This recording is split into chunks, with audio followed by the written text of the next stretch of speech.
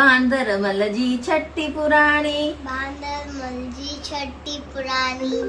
वरी कंहिंजो फोन आहे? न गीता, अॼु मां किटीअ ते न अची सघंदसि। हल न यार, अॼु जी किटीअ में त चङो ई मज़ो अचण वारो आहे। न सॉरी गीता, अॼु मूंखे पंहिंजो मां थियण जो नंढो फर्ज़ निभाइणो आहे। किटीअ जो छा आहे, किटियूं पयूं रोज़ थियनि। मतलब असांजी सिंधी संगत ऑर्गेनाइज करे रही आहे 7th Sindhi international nursery rhyme competition, जेका शुरू थी रही आहे 1 जुलाई 2023 खां ऐं जंहिंजी आख़िरी तारीख़ आहे 30 सितंबर 2023। अच्छा, ॿियो ॿुध, हिन में 2 कैटेगरीज रखियूं अथनि। जूनियर कैटेगरी 3 खां 5 साले ताईं ऐं सीनियर कैटेगरी 5 खां 8 साले ताईं। वाओ, मतलब मुंहिंजी गुड़िया भी भाग वठी थी सघे हिन चटाभेटीअ में?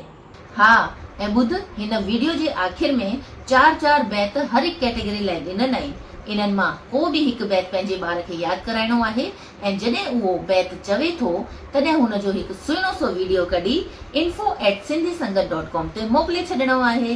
अच्छा, रुगो हिकु ई बैत सेखारणी आहे?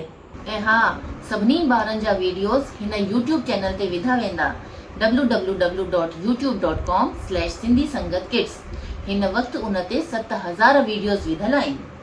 अरे वाह, इहा त ॾाढी सुठी ॻाल्हि आहे।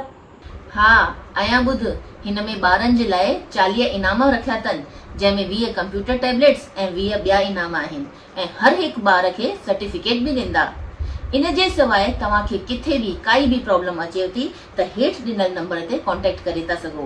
उहे तव्हांजे ॿार खे बैत सेखारण में बि हेल्प कंदा। हाणे ॿुधाए, ॿियो छा खपेव? ॿुध कंचन, मां बि किटीअ ते नथी वञा। मूंखे बि पंहिंजो माउ थियण जो इहो फर्ज़ निभाइणो आहे। हूअं बि किटीअ जो छा आहे, किटियूं पयूं रोज़ थियनि। तव्हां या छा था सोचो? अचो त पंहिंजे नंढे ॿारनि खे हिन चटाभेटीअ लाइ जल्द सां जल्द तयार कयूं। जय झूलेलाल।